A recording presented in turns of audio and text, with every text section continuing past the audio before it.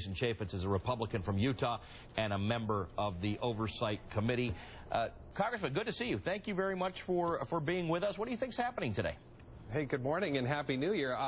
Well, let's make sure we use our morning voices here because we wouldn't want the Senate to get up too early. They are going to convene at 11. Yeah. So let's be careful here and use our morning voices.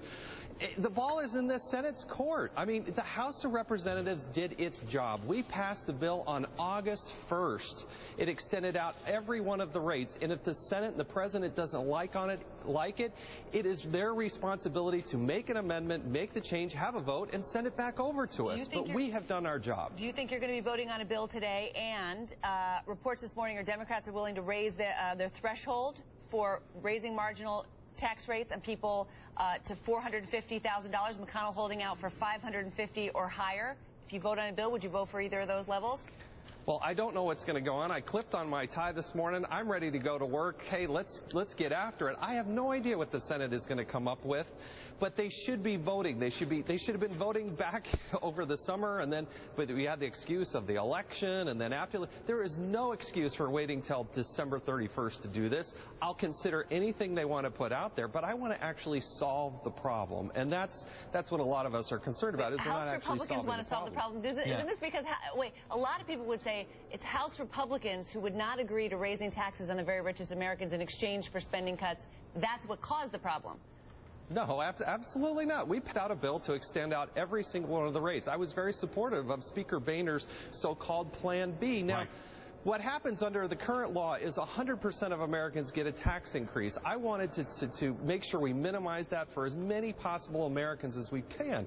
But remember, there's another part of this component, which is spending. Sure. And if we don't get spending under control, then you never ever solve this problem. So here's the thing, and we follow this very closely, obviously, as you do, but some of our viewers don't, and they're worried about what's going to go on, and we're speaking to the entire world right now. This is going out to everybody in the world who gets CNN at the moment, and here's what they don't understand. You said you were supportive of John Boehner's Plan B a week ago, which would have raised taxes on those the people earning above $1 million, only on that amount that was above $1 million. But there were a whole bunch of your own colleagues who wouldn't let that pass, 50 Republicans who wouldn't vote for that.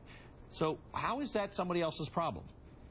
Well, remember, the Democrats can't have it both ways. One of the reasons of many of my colleagues, and I was frustrated as well, but many of my colleagues didn't want to vote on it, is the moment that was brought up, Harry Reid said he wouldn't bring it up for consideration, and the president said he would veto it. So the Democrats can't have it both ways. You can't criticize the speaker for not passing the bill at the same time saying the president, would veto it. And so if you give us no wiggle room over here, it's probably not going to pass. But the reality is we did pass a bill, and that bill passed on August 1st. It was done in a bipartisan way. It was done plenty of time in advance, and now it is up for the Senate to actually act. That's the way it works. Remember that? I'm just a bill on Capitol Hill. We pass a bill over here. It goes to the Senate. They have to do their job. But they went golfing last week. Right. They went on vacation, and now they're not even convening till 11 a.m. I'm not hearing anything new. See, here's what is so maddening is Congressman, I'm not hearing anything new. I'm hearing us fighting about the same, and a lot of it seems procedural at this point, which is kind of annoying. I guess but can't we be united? My guess is when Chris Van Hollen comes on next, myself, we're bipartisan over here in the House and saying the Senate has actually got to do their job. It has been 4 years. I've only been in Congress 4 years. Okay, I voted against the things that created this mess. I didn't create this mess.